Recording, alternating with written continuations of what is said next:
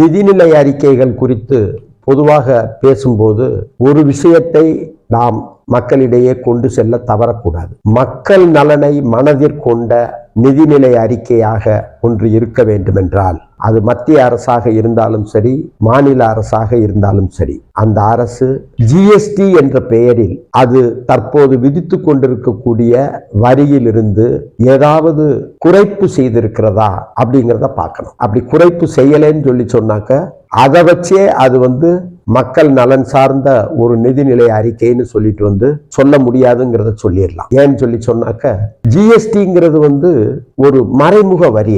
அது மக்கள் உபயோகிக்கக்கூடிய பொருட்கள் எல்லாத்தினுடைய விலையேற்றத்திற்கும் வழிவகுக்கக்கூடிய ஒரு வரி. அதை அறிமுகம் செய்ய விரும்பிய முன்னாள் பிரதமர் மன்மோகன் சிங் அவர்கள் வேறொரு கருத்தை மனசுல வச்சுக்கிட்டு அவர் கொண்டு வந்தார். என்னன்னா, இந்த தகவல் தொழில்நுட்பம் சார்ந்த தொழில்கள் நடத்தக்கூடியவங்க ஏராளமா சம்பாதிக்கிறாங்க, ஆனா அவங்க வரி எதையும் கட்டுறதில்லை. அதனால அவங்கள்ட்ட நம்ம வரி வசூல் செய்யணுங்கிற ஒரு நோக்கத்துக்காக அவர் அதை கொண்டு வரணும்னு விரும்பினார். அவர் அத்துடன் வேறொரு விஷயத்தையும் என்ன சொன்னாருன்னு சொன்னா, இந்த ஜிஎஸ்டி வரி விதிப்பு முறை வந்துருச்சுனாக்க வேறு வரிகள் பலவற்றை குறைக்கக்கூடிய ஒரு சூழ்நிலையும் நமக்கு உருவாகும்னு சொன்னார். அப்ப வேறு வரிகளை குறைக்கலாம் அப்படிங்கிற இந்த ஆஸ்பெக்டை அப்படியே எடுத்துட்டு இப்போது ஆட்சி செய்து கொண்டிருக்கக்கூடிய பிஜேபி அரசு எவ்வளவு அதிகபட்சம் வரி விதிப்பை செய்ய முடியுமோ அது எல்லாத்தையும் செஞ்சாங்க. ஏன்னா நேரடி வரின்னு சொன்னாக்க அது வருமான வரி,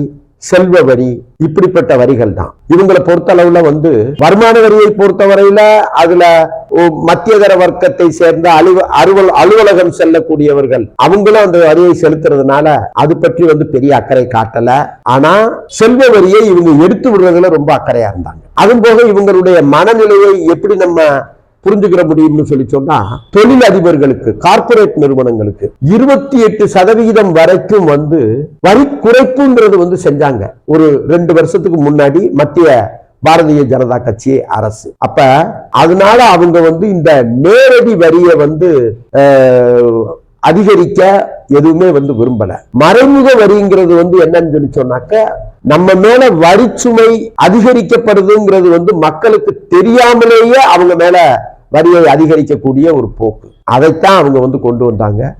அதிகபட்சம் 28% அளவுக்கு அந்த வரிங்கிறது இப்ப விதிக்கப்பட்டிருக்கு. அப்ப அந்த வரியினால அனைத்து மக்களும், சாதாரண ஏழை எளிய மக்கள் எல்லாருமே பொருட்களினுடைய விலை உயர்வுனால பாதிக்கப்படுறாங்க. அப்ப அந்த வரியே இவங்க கொண்டு வந்திருக்கக்கூடிய விதத்துல பார்த்தோம்னு சொன்னா அந்த வரியே இருக்கக்கூடாது, அப்படித்தான் நம்ம சொல்லணும். இருந்தாலும் கூட அது வந்துட்ட சூழ்நிலையில ஒரு பட்ஜெட் ஒரு மக்கள் நலன் சார்ந்த பட்ஜெட்னு அதை சொல்லணும்னு சொன்னா மத்திய அரசும் சரி, மாநில அரசும் சரி, அதாவது ஜிஎஸ்டி வரியில அவங்க குறைப்பு செய்யணும்.